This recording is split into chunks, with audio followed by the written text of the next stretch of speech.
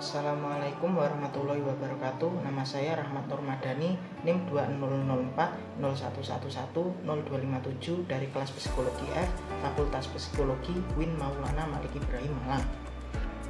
Perilaku dalam konteks sosial dan budaya.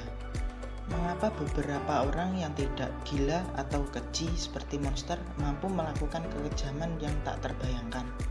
Atau mengapa beberapa orang yang terlihat biasa saja mampu mengukir kisah kepahlawanan yang menakjubkan bila situasi membutuhkannya? Peran dan aturan. Stanley Milgram menyatakan bahwa kita semua adalah makhluk rapuh yang terikat pada jaringan sosial yang membatasi ruang gerak kita. Batasan tersebut yaitu yang pertama norma, yang kedua peran, yang ketiga budaya. Penelitian mengenai ketaatan. Stanley Milgram merancang penelitian tentang kepatuhan. Milgram ingin mengetahui mengapa banyak orang akan mentaati perintah pihak yang berwenang ketika diminta untuk melanggar etika standar yang dipegangnya, yaitu dengan cara setiap kali murid melakukan kesalahan dalam mengingat pasangan kata yang seharusnya diingat, guru harus memberikan sengatan listrik dengan menarik sebuah tuas pada mesin. Milgram dan timnya membuat beberapa variasi dari penelitian tersebut untuk menentukan situasi yang memungkinkan orang untuk membantah.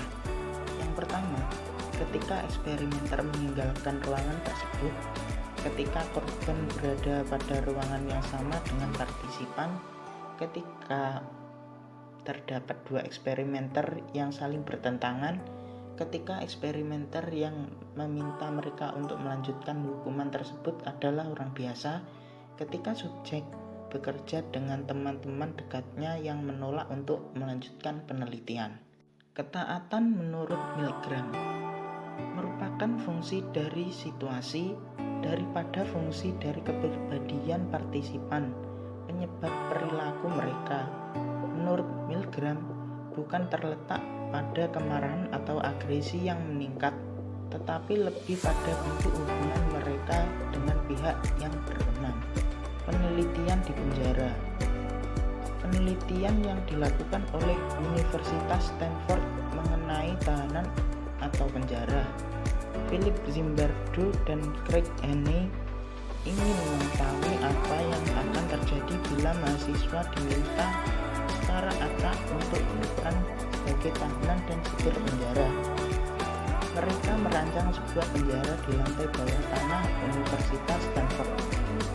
Hasilnya, dalam waktu singkat kebanyakan dari para tahanan merasa stres yang negatif dan merasa tidak berdaya.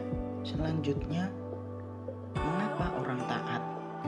Kebanyakan orang mengikuti perintah karena adanya konsekuensi yang jelas atas ketidaktaatannya.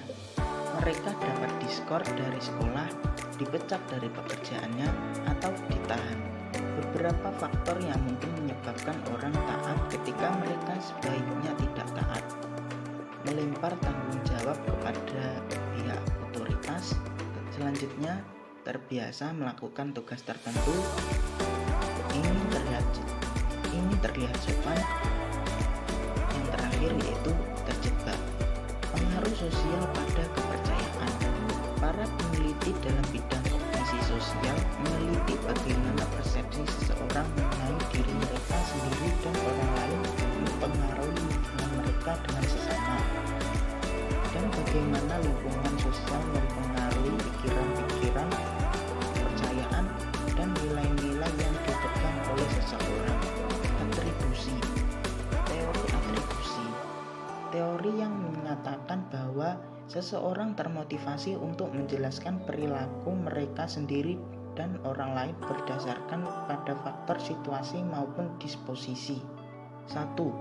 Atribusi situasional berasal dari lingkungan atau situasi. Yang kedua, atribusi disposisional berasal dari dalam diri sendiri atau sifat pribadi. Sikap. Sikap adalah kepercayaan mengenai orang, kelompok, gagasan, atau aktivitas. Beberapa sikap bersifat eksplisit, kita sadar akan mengenai hal tertentu. Sikap lainnya bersifat implisit, kita tidak menyadarinya. Biologi dan kepercayaan. Apakah gen mempengaruhi perilaku kita?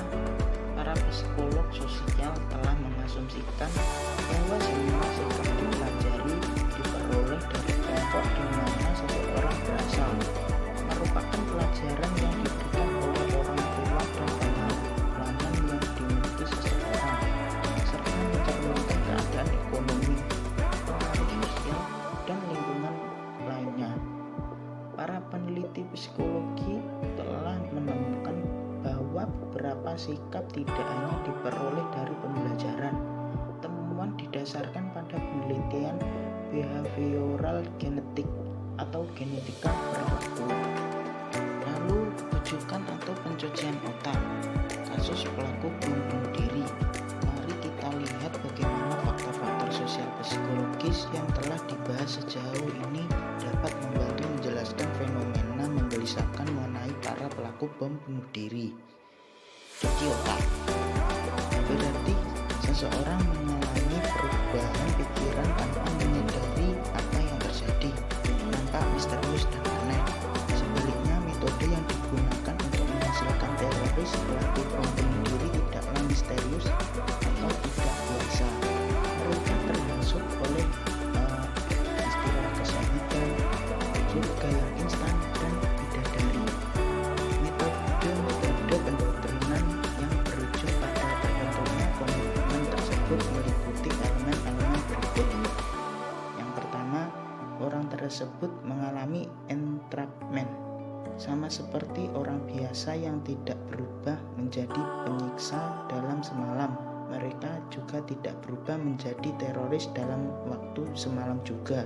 Mereka membutuhkan proses yang berlangsung lama. Yang kedua, masalah pribadi atau politik seseorang dijelaskan dalam suatu atribusi sederhana. Ditekankan berulang-ulang, semua ini adalah salah orang-orang jahat itu. Mereka harus dibinasakan, kata pendoktrin. Yang ketiga, orang tersebut ditawari sebuah identitas baru dan dijanjikan pengampunan. Selanjutnya yaitu akses orang tersebut untuk menyanggah suatu informasi dikendalikan secara ketat. Begitu seorang menjadi penganut yang berkomitmen, sang pemimpin akan membatasi pilihan-pilihan orang tersebut, memperburuk cara berpikir kritis, dan menekan keraguan pribadi mereka. Selanjutnya, konformitas. Menurut Baron dan Brain, konformitas adalah penyesuaian terhadap kelompok sosial. Karena ada tuntutan dari kelompok tersebut untuk menyesuaikan meskipun tuntutan itu tidak terbuka. Selain itu, ada juga menurut Carler dan Kessler, konformitas adalah perubahan perilaku yang ada pada kelompok sebagai akibat dari tekanan kelompok, baik yang nyata ataupun diimajinasikan. Kemudian ada pemikiran kelompok. Pemikiran kelompok atau yang biasa disebut dengan istilah grouping berarti suatu metode berpikir sekelompok orang yang bersifat kohensif atau terpadu. Jika usaha-usaha keras yang dilakukan anggota-anggota kelompok untuk mencapai kata mufakat. Selanjutnya ada altruisme dan perbedaan pendapat. Altruisme sendiri adalah perhatian terhadap kesejahteraan orang lain tanpa memperhatikan diri sendiri. Perilaku ini merupakan kebajikan yang ada dalam banyak budaya dan dianggap penting oleh beberapa agama. Gagasan ini sering digambarkan sebagai aturan emas etika. Dan perbedaan pendapat adalah sebuah sentimen atau filsafat non-persetujuan atau perlawanan terhadap gagasan. seperti contohnya kebijakan pemerintah atau entitas, yaitu seperti orang atau partai politik yang mendukung kebijakan semacam itu.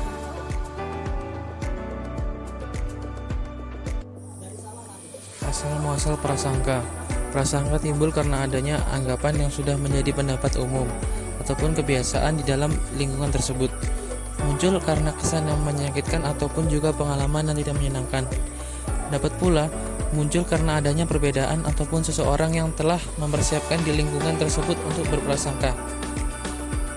Mendefinisikan dan mengukur prasangka. Membuat keputusan sebelumnya mengetahui fakta yang relevan mengenai objek tersebut. Pengertian prasangka dibatasi sebagai sifat negatif yang tidak dapat dibenarkan terhadap suatu kelompok individu dan dibagi menjadi dalam 3 kategori. Yang pertama, prasangka kognitif, merujuk pada apa yang dianggap benar. Yang kedua, prasangka efektif, merujuk pada apa yang disukai dan tidak disukai. Yang ketiga, prasangka konatif, merujuk pada bagaimana kecenderungan dalam bertindak. Mengurangi konflik dalam dan prasangka. 1. Terjemahkan apa yang sebenarnya Anda inginkan dengan cara menghentikan perdebatan, lalu melalui atau memulai dengan perasaan Anda ataupun cari teman yang dipercaya untuk mendengarkan masalah Anda. Yang kedua, kumpulkan sebanyak mungkin informasi. Cari tahu sumber masalah dengan mengumpulkan sebanyak mungkin data dan fakta sebelum membicarakan solusi. Yang ketiga, tetapkan bentuk proses negosiasi. Persiapkan, ini penting untuk menciptakan kerjasama bagi kedua belah pihak yang berseteru. Yang keempat, sampaikan pesan yang tepat. Mulailah berdiskusi untuk mencari solusi dengan memunculkan sejumlah saran dan ide. Yang kelima, terakhir, negosiasi. Jangan memotong pembicaraan. Bicaralah pada saat sudah giliran Anda. Respon pertanyaan lawan bicara dengan tenang.